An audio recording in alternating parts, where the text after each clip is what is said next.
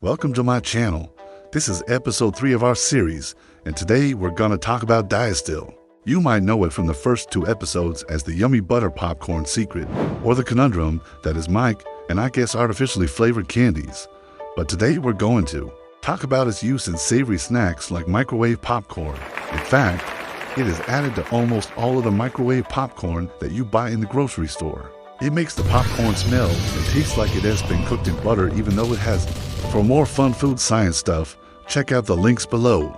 Well, Diacetyl is also used to make them taste like butter. The flavoring was considered a closely guarded trade secret, but eventually it was discovered to be Diacetyl. Research has shown that even small amounts of Diacetyl can irritate your throat and lungs, causing coughing, wheezing, and difficulty breathing nowadays. It's just easier to buy it in a little bottle. Just be careful if you're licking your fingers. But the big question is, should you stop eating microwave popcorn because of this? Well, maybe. If you're at risk for lung disease or you have asthma, you might want to stay away from it.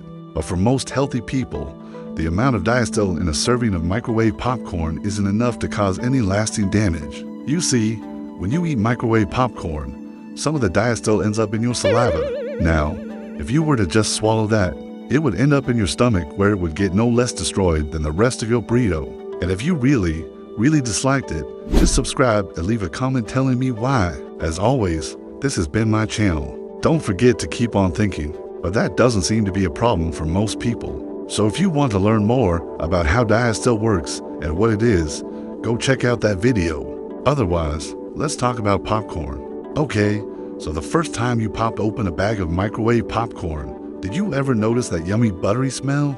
That is Diacetyl doing its thing. Now, before we go on, remember those Mike and Ike's candies that we talked about last time? You see, this chemical is what gives those movie theaters their buttery smell during the good old days, when they used to actually make their popcorn by hand in huge hot vats of oil.